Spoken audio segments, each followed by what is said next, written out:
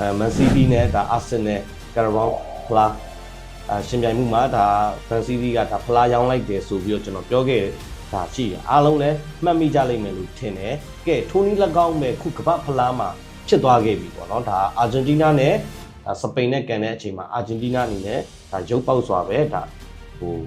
ပြောရမယ်ဆိုရင်ဖလားကိုလက်လွတ်ပေးလိုက်ပြီးတော့ဒါစပိန်ရဲ့လက်ထဲကိုမထည့်ခြင်းပဲနဲ့ထည့်လိုက်ရတဲ့ကိစ္စရက်တခုဖြစ်ပေါ်ခဲ့တာအားလုံးလည်းသတိထားမိကြလိမ့်မယ်မကောင်းတော့ဖြစ်တဲ့အားကစားဒီလောကတစ်ခုကိုပေါ့နော်ဘာဖြစ်လို့လဲဆိုတော့ကျွန်တော်တို့လူကျင်တာကလွန်ခဲ့တဲ့ဒါဆယ်စုနှစ်များစွာကကျင်းပခဲ့တဲ့ဒါကမ္ဘာဖလားပုံစံမျိုးကျွန်တော်လူကျင်ခဲ့တာကျွန်တော်လည်းလုံးဝအစပိုင်းတုန်းကမထင်ထားခဲ့ဘူးပေါ့နော်ဒါပေမဲ့လည်းနောက်ပိုင်းပွဲစဉ်တွေအရာဒါကစားပုံကစားနည်းဟန်တွေအရာကပြောင်းလဲလာပြီးတော့ဒါဖြစ်ချင်တော့ဒါကမ္ဘာဖလားကိုတော့မှဒါရောင်းစားတယ်ဆိုတဲ့အနေအထားမျိုးလောက်ထိဘောလုံးလောကကြီးမှာဒီအားကစားလောကကြီးမှာဖြစ်လာတော့အရန်ကိုရုပ်ပေါက်ပြီးတော့ဒါစိတ်မကောင်းစရာဒါပြောရမှာဆိုရင်ဒီဘောလုံးရဲ့အနာဂတ်ပေါ့နော်ဒီကမ္ဘာဘောလုံးရဲ့အနာဂတ်ကလုံးဝကိုချင်းချက်ဖြစ်သွားခဲ့ပြီးဖြစ်သွားတာမှဇုံမြုပ်သွားခဲ့ပြီးတော့เนาะဘယ်ပေါ်မှာဇုံမြုပ်သွားလဲကြီးစုံမျောသွားလဲဆိုတော့ဒီစီးပွားရေးကိစ္စရက်ဒီနောက်ကြတော့နောက်ွယ်ကကျွန်တော်တို့မမြင်နိုင်တဲ့လက်မဲကြီးလို့ပဲကျွန်တော်ကတော့ထည့်သုံးရမှာပေါ့နော်အားလုံးပဲမင်္ဂလာပါခင်ဗျာ live by night channel ကကျွန်တော်ဒီရောကနေအားလုံးကိုနှုတ်ခွန်းဆက်သလိုက်ပါတယ်အားလုံးပဲမင်္ဂလာပါခင်ဗျာခုကမ္ဘာဖလားဒါပြိုင်ပွဲပြီးဆုံးသွားတာဆိုရင်ဒါနှစ်ပတ်နီးပါးရှိသွားခဲ့ပြီပေါ့နော်ဒါကျွန်တော်ကတော့ဘာပဲဖြစ်ဖြစ်ကျွန်တော်ရင်ထဲမှာလဲကျွန်တော်ပြောချင်နေတဲ့စကားကြီးရှိတယ်ဒါပေမဲ့ကျွန်တော်ဒီငိမ်တဲ့အခြေအနေတစ်ခုကိုကျွန်တော်စောင့်နေရပါတော့ခုအဲ့အခြေအနေဖြစ်သွားပြီလို့ကျွန်တော်အနေနဲ့သုံးသပ်တယ်အဲ့တော့ကြောင့်လို့ကျွန်တော်ကမ္ဘာဖလားနောက်ဆုံး final ပွဲနဲ့ပတ်သက်ပြီးတော့ကျွန်တော်နည်းနည်းလေးပြန်ပြီးတော့ remind လုပ်ချင်တယ်နောက်ကြတော့ကျွန်တော်ပြောပြချင်တာလေးလည်းရှိရပေါ့အားလုံးပဲကျွန်တော်ကိုမှတ်မိကြလိမ့်မယ်ကျွန်တော်ဒါ2025-2026ဒါပရီးမီးယားလိဒီမှာဒါအာဆင်နယ်အသင်းနဲ့ပတ်သက်ပြီးတော့ကျွန်တော်ရဲ့ဗီဒီယိုဖိုင်တွေတက်လာတာရှိတယ်အဲ့တက်လာတဲ့အပေါ်မှာဒါအကုန်လုံးဝေဖန်သုံးသပ်တဲ့ဥစ္စာရှိတယ်အဲ့ဒီမှာဒါကျွန်တော်ကိုဒါဝေဖန်သုံးသပ်မှုအများဆုံးဒါဗီဒီယိုဖိုင်တစ်ခုရှိရပါတော့အဲ့ဒါတော့ဒါမန်စီးတီးနဲ့ဒါအာဆင်နယ်ကာရာဘောင်းဖလားရှင်ပြိုင်မှုမှာဒါမန်စီးတီးကဒါဖလားရောင်းလိုက်တယ်ဆိုပြီးတော့ကျွန်တော်ပြောခဲ့ဒါရှိတယ်အားလုံးလည်းမှတ်မိကြလိမ့်မယ်လို့ထင်တယ်ကဲထိုနည်း၎င်းပဲခုကမ္ဘာဖလားမှာဖြစ်သွားခဲ့ပြီပေါ့နော်ဒါအာဂျင်တီးနားနဲ့စပိန်နဲ့ကန်တဲ့အချိန်မှာအာဂျင်တီးနားအနေနဲ့ဒါရုပ်ပေါက်စွာပဲဒါပြောရမယ်ဆိုရင်ဖလားကိုလက်လွတ်ပေးလိုက်ပြီးတော့ဒ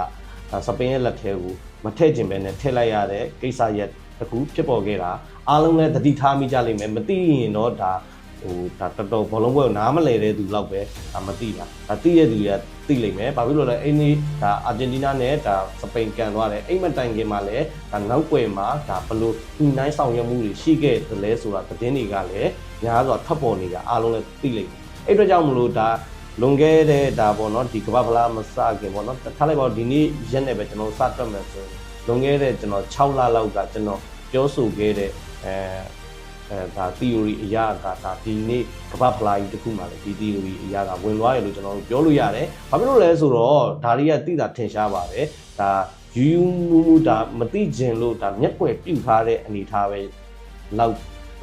ဲဖြစ်ကြတာပါ။ဒါဘောလုံးပွဲကိုတေချာကြည့်တေချာသုံးသပ်တဲ့သူတွေဆိုရင်တော့ဒါဒီလိုပွဲမျိုးတွေဆိုတာအခုချိန်မှာဖြစ်ပေါ်နေတယ်ဆိုတာအားလုံးလည်းသိလိမ့်မယ်နောက်တစ်ခုဒီပွဲတွေမစခင်ကျွန်တော်ပြောခဲ့တာရှိရဲ့ပြင်သစ်နဲ့အာဂျင်တီးနားလုံးဝဖလားမရပါဘူးနောက်တစ်ခုကျွန်တော်တို့မျှော်လင့်ချက်တွေရိုက်ချိုးခံရမယ်ဒါကမ္ဘာဖလားတစ်ခုဖြစ်တယ်ဆိုတာကိုလည်းကျွန်တော်ပြောထားတယ်တို့တော့ဒါစိတ်မကောင်းတော့ဖြစ်တဲ့အားကစားဒီလောကတစ်ခုကိုပေါ့နော်ဘာဖြစ်လို့လဲဆိုတော့ကျွန်တော်တို့လူကျင်တာကလွန်ခဲ့တဲ့ဒါဆယ်စုနှစ်များစွာကကျင်းပခဲ့တဲ့ဒါကမ္ဘာဖလားပုံစံမျိုးကျွန်တော်လူကျင်ခဲ့တာကျွန်တော်လည်းလုံးဝအစပိုင်းတုန်းကမထင်ထားခဲ့ဘူးပေါ့နော်ဒါပေမဲ့လည်းနောက်ပိုင်းပွဲစဉ်တွေအရာဒါကစားပုံကစားနည်းဟန်တွေအရာကပြောင်းလဲလာပြီးတော့ဒါဖြစ်ချင်တော့ဒါကမ္ဘာဖလားကိုတော့မှဒါရောင်းစားတယ်ဆိုတဲ့အနေအထားမျိုးလောက်ထိဘောလုံးလောကကြီးမှာဒီအားကစားလောကကြီးမှာဖြစ်လာတော့အရန်ကိုရုပ်ပေါက်ပြီးတော့ဒါစိတ်မကောင်းစရာဒါပြောရမှာဆိုရင်ဒီဘောလုံးရဲ့အနာဂတ်ပေါ့နော်ဒီကမ္ဘာဘောလုံးရဲ့အနာဂတ်ကလုံးဝကိုချင်းချက်ဖြစ်သွားခဲ့ပြီးဖြစ်သွားတာမှဇုံမြုပ်သွားခဲ့ပြီးတော့เนาะဘယ်ပေါ်မှာဇုံမြုပ်သွားလဲကြီးစုံမျောသွားလဲဆိုတော့ဒီစီးပွားရေးကိစ္စရက်ဒီနောက်ကြတော့နောက်ွယ်ကကျွန်တော်တို့မမြင်နိုင်တဲ့လက်မဲကြီးလို့ပဲကျွန်တော်ကတော့ထည့်သုံးရမှာပေါ့နော်ဒီကိစ္စရက်ဒီကဒီဘောလုံးပွဲတွေမှာထဲဝင်ကြီးအရန်ကြီးပါဝင်လာတဲ့အတွက်ကြောင့်မလို့ဘောလုံးပွဲဒါကြက်တာတွေကတဖြည်းဖြည်းနဲ့ကျွန်တော်တို့ပျောက်ဆုံးလာတယ်အဲ့ပျောက်ဆုံးလာတဲ့အတွက်ကြောင့်မလို့ကျွန်တော်တို့က ကျွန်တော်တို့နိုင်မဲ့ထင်တဲ့အသင်းတွေဆိုအမြဲရှုံးမဲ့ထင်တဲ့အသင်းတွေကအမြဲနိုင်ပြီးတော့ကျွန်တော်တို့ရဲ့ဒါမျောလင်းချက်တွေကျွန်တော်တို့ရဲ့ရီမန်းချက်တွေကအမြဲတမ်းရိုက်ချိုးခံရတယ်နော်ဒါကတော့အားလုံးလည်းသိကြလိမ့်မယ်ပေါ့နော်ဘောလုံးပွဲကိုတေချာကြီးရဲ့သူဆိုရင်သိတယ်ဘောလုံးပွဲကိုတေချာမကြီးတဲ့သူဆိုတော့မသိဘူးဒါကျွန်တော်ကဒါပြန်ဆွတာပေါ့နော်အဲ့တုန်းကဒါပြောခဲ့တယ်မှတ်မိကြလိမ့်မယ်မန်စီးတီးနဲ့ဒါမန်စီးတီးဖလားဝယ်သွားတယ်ဆိုတာအဲ့ဒါကျွန်တော်ရဲ့သုံးသက်ချက်ကျွန်တော်ကြားသိထားတဲ့ဥစ္စာတွေနဲ့လေးလာခမန်းမိသလောက်နဲ့ကျွန်တော်ရဲ့ experience ရနဲ့ကျွန်တော်ပြောလိုက်တာဒီပေါ်မှာကျွန်တော်အဲ့တုန်းကဆိုရင်ဒါဘောလုံးအတိုင်းဝိုင်းပေါ့နော်ဒါဘောလုံးအားကစားဝါသနာပါတဲ့အတိုင်းဝိုင်းတစ်ခုပါတော့ဒါနောက်ကျတော့နုပညာရှင်အတိုင်းဝိုင်းတစ်ခုပါကျွန်တော်အဲ့လိုမျိုးပုတ်ဖက်တဲ့ကိစ္စရက်တွေရှိနေတယ်ပေါ့နော်ခုချိန်မှာဘာဖြစ်လို့အကုန်လုံးဒီလိုမျိုးမက်ဆီလိုဂုတ်လိုလူမျိုးကိုဒါပြောရမယ်ဆိုရင်နာဒရီဆွတ်သွားတဲ့ကိစ္စရက်ကိုဘာလို့ဒီဘောလုံးလောကရောဒါအားကစားကိုအားပေးကြတဲ့ပြည်သက်တွေရောဘာလို့တိတ်ဆိတ်နေကြတာလဲပေါ့နော်ဘသူတဦးတယောက်မှဒါထွက်ပြောတာမျိုးမရှိဘူးတကယ်တမ်းဆိုရင်ဒါပြောရမယ်ဆိုရိုနယ်ဒိုနဲ့မက်ဆီဆိုတာဂုတ်နှစ်ပါးဒီဂုတ်နှစ်ပါးတဲမှာဒါပြောရမယ်ဆိုမက်ဆီပေါ့နော်မက်ဆီလိုလူမျိုးဂုတ်ကြီးကိုဒီလိုနားတော်လေးဆွတ်သွားတဲ့ကိစ္စကိုဘာဖြစ်လို့မက်ဆီဖန်တွေရောဝါသနာပါတဲ့ဖန်တွေရောဘာကြောင့်မပြောကြတာလဲစာကွန်တန်လေးလောက်ပဲတက်ပြီးတော့တခြားသောအားကစားဝါသနာပါတယ်ဆိုတဲ့သူတွေဘယ်ရောက်ပြီးတော့ဘယ်ပြောက်ကုန်လို့ဘာမှမပြောကြရဘူးပေါ့အဲ့ဒီမှာဆိုတော့ဒါအင်မတန်မှဝမ်းနေဖို့ကောင်းပါတယ်ဒါအားလုံးလည်းသိလိမ့်မယ်ဒါမက်ဆီရဲ့မိသားစုဆိုဘယ်ကမ္ဘာဖလားပွဲတိလေးရာစာလိုက်ကြည့်ရဲ့ဒီမျိုးပေါ့နော်ဒါပေမဲ့အဲ့ဒီမှာဆိုမက်ဆီရဲ့မိသားစုကဘယ်ဘိုလ်လူပွဲမှာတော့မပါဝင်လာတဲ့ကိစ္စရက်တွေရှိရဲ့နောက်ကြတော့ဒါအဝတ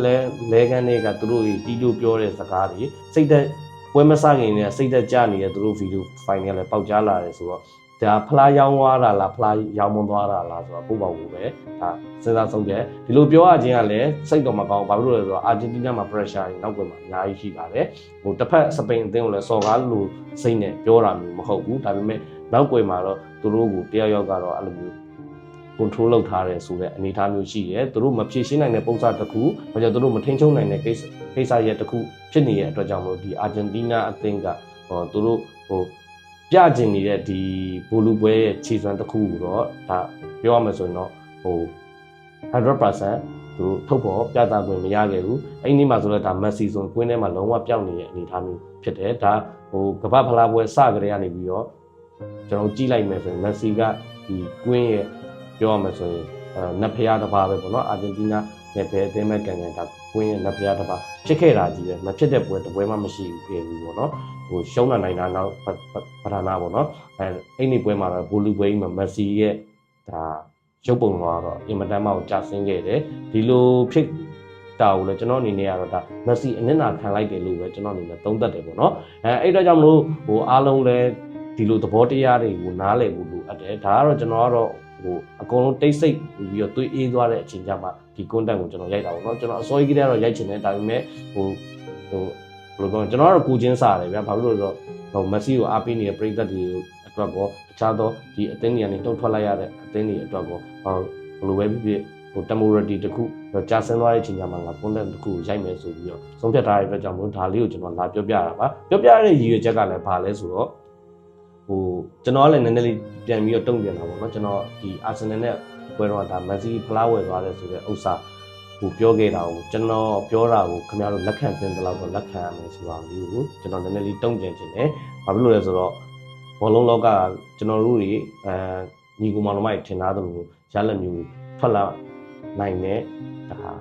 အနေထားရက်တစ်ခုမှမရှိတော့ဘူးဆိုတာကိုပြောချင်တယ်ဒါလေးကိုပြောရတာလဲကျွန်တော်ပျော်လို့ပြောရတာမျိုးမဟုတ်ဘူးအားလုံးကိုဒါသိစေချင်တယ်နောက်ကျတော့စိတ်မကောင်းဖြစ်စွာနဲ့ခုပြောနေတဲ့အချိန်မှာကျွန်တော်ပြောနေရတာပေါ့နော်ကျွန်တော်တို့လိုချင်တာကတော့ကျွန်တော်တို့ဒီလွန်ခဲ့တဲ့ဆယ်စုနှစ်တစ်ခုကဘောလုံးလောကတစ်ခုကိုကျွန်တော်တို့လိုချင်တာပေါ့ဒါပေမဲ့ဒီမြန်မာခေတ်မှာဒီဘောလုံးလောကကြီးတစ်ခုလုံးကဒါအနေနဲ့ညာဒါပျက်စီးသွားပြီဆိုတာကိုအားလုံးသိစေချင်တဲ့အတွက်ကျွန်တော်ကဒါတင်ပြရခြင်းဖြစ်တယ်ဆိုတာကိုပြောရင်းနဲ့ပဲကျွန်တော်နှုတ်ဆက်ခွင့်ပြုပါအားလုံးပဲစိတ်ကြမ်းမှနေကိုယ်ကြီးကြမ်းမှနေပြည့်စုံကြပါစေလက်လာပါကြီးလည်းရှင်လန်းကြပါစေလို့ကျွန်တော်ဒီလိုကနေဒီနောက်နေအားလုံးကိုဆုတောင်းပေးလိုက်ပါပဲအားလုံးပဲချစ်ပါ peace